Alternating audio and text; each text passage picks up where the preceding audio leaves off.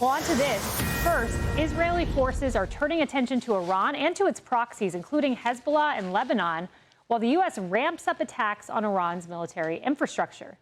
CENTCOM says Iran has had to scale back its missile and drone attacks, but the regime has vowed to fight until, quote, the shadow of war is lifted. Hello, everyone. This is Outnumbered. I'm Kayleigh McEnany here with my co-host, Emily Campagno. Also joining us, Shannon Bream, Fox News Sunday anchor and chief legal correspondent and author of the new book, Nothing is Impossible with God. More on that later. Cheryl Casoni, Fox Business anchor and host of American Dream Home on Fox Business, and Paul Morrow, retired NYPD inspector, attorney, Fox News contributor, and host of the weekly Rap Sheet on Fox Nation.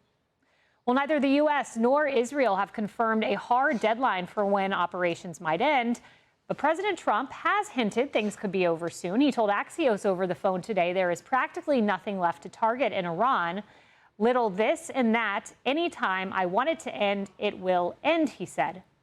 Now, CENTCOM issuing a new warning for Iranian civilians, urging them to avoid ports along the Strait of Hormuz. And earlier today, a cargo ship north of Oman in the Strait of Hormuz was hit by an unknown projectile. Yesterday, U.S. forces eliminated multiple Iranian vessels, including 16 mine-laying ships near the Strait of Hormuz. CENTCOM updating the total number of targets hit in the first 11 days of Operation Epic Fury to 5,500, including 60 ships. You know, Shannon, when you assess this, the Iranian Navy has been rendered combat ineffective. The airspace over Iran taken over, nearly 60 ships sunk. It is quite an achievement and a testament to U.S. military might. It is. And remember the precision strikes that we saw from them last year going after the nuclear program there. And we thought with awe, oh, my goodness, look at how talented our men and women are getting out there doing this.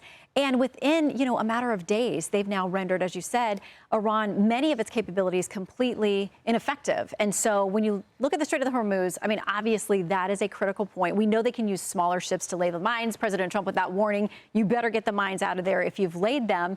But the more we degrade their ability to get the missiles out to our bases in the region, to our allies in the region, it's going to move us one day closer, hopefully, to getting this done. I mean, you understand messaging better than the rest of us when it comes to the White House. There are questions about whether there should be more transparency, and maybe there's going to be a Capitol Hill hearing. You think that helps or hurts this effort? Well, here's the point of messaging. I actually think there's a strategy to the messaging. There is a demand for clear, concise, on-target messaging. But, Paul, one of my thoughts is that this is intentionally vague. You have the president saying this could end soon. You have Caroline Leavitt out saying it will only end when the commander-in-chief says it ends. Part of it is to confuse the enemy. You go back all the way to 2015 to the president's comments. He says, why would I broadcast my battle plans to the enemy? Yeah, and it's funny. When Trump does it, it's a meltdown from the collective legacy media. There's no end point. There's no clear resolution. When Obama did it, it was strategic ambiguity. It was a genius thing that resided in the clouds. You don't tell the enemy what you're going to do. You're going to give a date certain. OK, by April 1, we're going to be out of there, because then they know they can hang on. Of course, it's ridiculous. Something we should recognize already. Major objectives in the Middle East have already been achieved here. Number one, Hezbollah is on the run. All right, Israel's degrading them even worse than they were. And significantly, the president of Lebanon has turned against them. And even the leader of Syria has come out against them. They're losing all of their safe havens over there. And they are Iran's external cat's paw relative to attacking elsewhere. They're a criminal organization. They're barely hanging on. Number two, the Strait of Hormuz, as you're saying. At the very least, at the end of this whole caper, we are going to control that strait. Trump's not leaving without that being locked down. That changes the entire oil picture for the entire Middle East, realistically for the entire world. It's a lever that we've never had. That goes back to the first Shah. So my point is this. You don't tell them anything. We don't know how it's going to end, but from where I sit, I said it on the program last time I was on, I think, because it was before the attack. You either do it or you don't do it. So to my estimation, now that we're in it, you got to win it, which means the mullah's got to go. But that said, even if we pulled out tomorrow, major objectives have been achieved here. That's undeniable. And, I understand it's politics and everything else, but we got people in theater, men and women who are fighting. Get on the team here, all right? Because, you can gripe later, but how does it feel if you're out there facing the enemy and you know that half of the home front is saying, you're not supposed to be doing this. We don't have your back. We should have learned that nonsense from Vietnam. Yeah, a lesson learned. Emily, and I see some criticism of President Trump, like, why is he on the phone with all these reporters? It's like every moment he's on the phone with a reporter. But you know who's following that? The religious fanatics in Iran. You know who's more confused than ever by those phone calls and all the reporting out of them? The religious fanatics of Iran, which is precisely how I would like it to be. Well, I remember the first Sunday when you were holding your show, Fox News Sunday, after this action started, 12 days ago, the president had completed multiple phone calls, taking reporters' calls at Mar-a-Lago. Politico wrote up about it, how incredible it was, this access and this transparency in the first 24 hours, in the first 12 hours, frankly, of such a historical and important action. But it was framed as his ad hoc and off-the-cuff comments rather than prepared commentary. You can't win, is the point, right? So he has given unprecedented access in real time to the commander-in-chief's thoughts, deliberation process, and decision-making while relying on the intelligence of our community, and that's still not enough. So look, media can frame it all they want, and to your point, the religious fanatics being confused by it, great. I'll say this.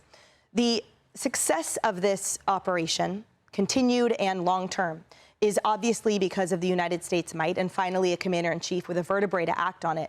But it's also because of the intelligence in that region, because of our allies. That is based on the relationships that our intelligence community has with our allies in that region, and that spans and covers multiple administrations.